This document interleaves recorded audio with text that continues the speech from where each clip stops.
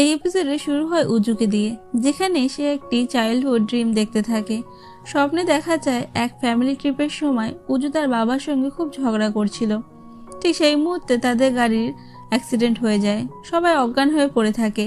তখন একজন মানুষ হেঁটে এসে উজুর সামনে দাঁড়ায়। উজু তার কাছে সাহায্য চাইলেও সে কোনো সাহায্য করে না। সে মানুষটি নারী না পুরুষ সেটা আমাদের দেখানো হয় না। এদিকে মেরি উজুর কথা ভাবতে থাকে। সে মনে মনে ভাবে, যদি সে সত্যিই ভালো মানুষ হয় তাহলে তো আমাকে হেল্প করবেই, কেন করবে না। এই ভাবনা থেকেই মেরি উজুকে কল করে। উজু তার ফোনে মেরির নাম ক্যাকটাস নামে সেভ করে রেখেছিল। এরপর আমরা আবার সেই সিনটা দেখি, যেটা আগের এপিসোডের একদম শেষে ছিল, যেখানে মেরি উজুকে প্রশ্ন করছিল, তুমি কি আমার হাজব্যান্ড হবে? এই কথা শুনে উজু পুরো শকড হয়ে যায় আর বলে, তুমি কি পাগল? মেরি তখন তাকে বোঝায় যে আসল হাজব্যান্ড নয়, শুধু ফেক হাজব্যান্ড হতে হবে। সে উজুকে অনুরোধ করতে থাকে যে তার সঙ্গে যেতে, শুধু একটা স্টোরে একটু কাজ আছে। উজু বারবার কারণ জানতে চায়, ওখানে কি করবে, আমার সাথে শপিং করবে নাকি? কিন্তু মেরি কিছু পরিষ্কার করে বলে না, শুধু বলে কবে আর কখন আসতে হবে এটুকু জানিয়ে দেয়, বদলে সে টাকা দেবে। উজু তখন বলে, 100 মিলিয়ন দেবে? মেরি জানায়, আমার কাছে অত টাকা নেই। তখন উজু আবার বলে, সেই রাতে তুমি নেশায় এত টাকার কথাই বলছিলে। মেরি সেই রাতের জন্য সরি বলে। এরপর উজু মজা করে ইমাজিন করতে শুরু করে, ধরো তুমি কোনো লোকের সঙ্গে গাড়িতে কিস করছো আর আমি হিরোর মতো এসে তোমাকে বাঁচালাম।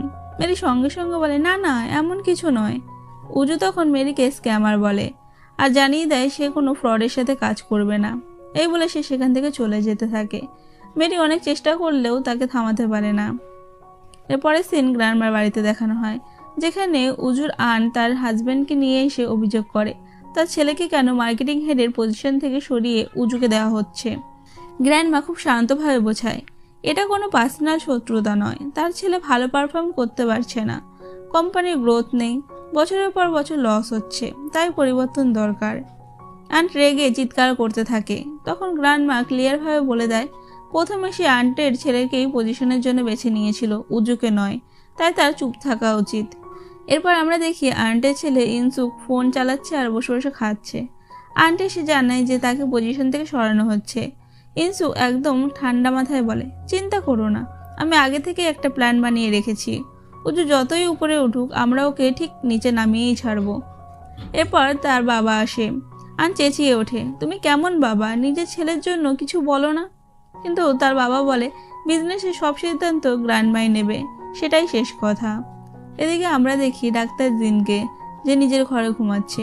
হঠাৎ উজুর কল আসতেই সে উত্তেজনায় উঠে বসে আর মাথায় আঘাত পায়। এখান থেকে বোঝা যায় জিন উজুকে কতটা পছন্দ করে। উজু জিনকে জানায় যে সে অফিসের হেড হয়েছে। জিন তখন ক্যাকটাস গালের কথা জানতে চায়। উজু বলে ওর মাথায় সমস্যা আছে, আজে বাজে কথা বলে, আমাকে হাজব্যান্ড হতে বলেছিল। জিন মন খারাপ করে জিজ্ঞেস করে, সে কি তোমাকে ভালোবাসে?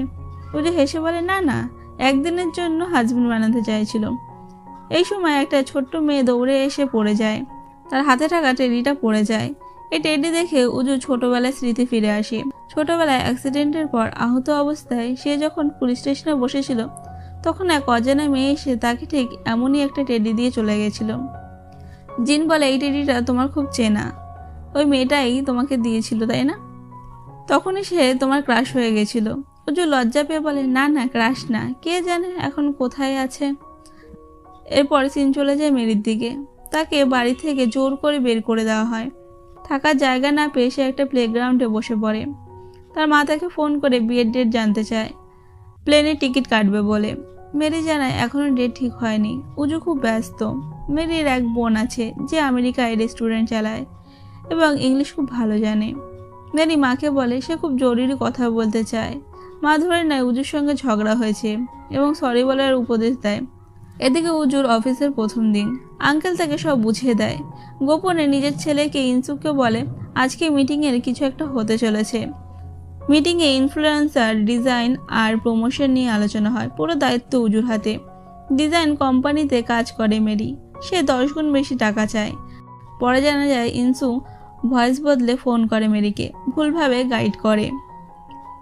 এই ফাইল উজুর হাতে পৌঁছাতে সে রেগে যায় আর বলে সে কোম্পানির সিইওর সঙ্গে কথা বলবে। এদিকে সংগিয়ন নামে এক লোককে দেখা যায় যে তার সেক্রেটারির উপর ভয়ঙ্কর অত্যাচার করছে, কারণ তার লাকি ড্রয়ের প্ল্যান ফেল করেছে। সে মেরিকে মেসেজ পাঠায় হাজব্যান্ডকে নিয়ে এলেই তবেই বাড়ি পাবে। ফ্ল্যাশব্যাকে দেখা যায় মেয়ারের চাপেই এই লাকি ড্রয়ের আইডিটা এসেছিল। মেরি ভয় পেয়ে যায়, ভাবে কাকে নিয়ে যাবে। উজু যদি সামনে পড়ে যায় তাহলে তো দুজন হাজব্যান্ড হয়ে যাবে। সে সেখান থেকে পালিয়ে যায়।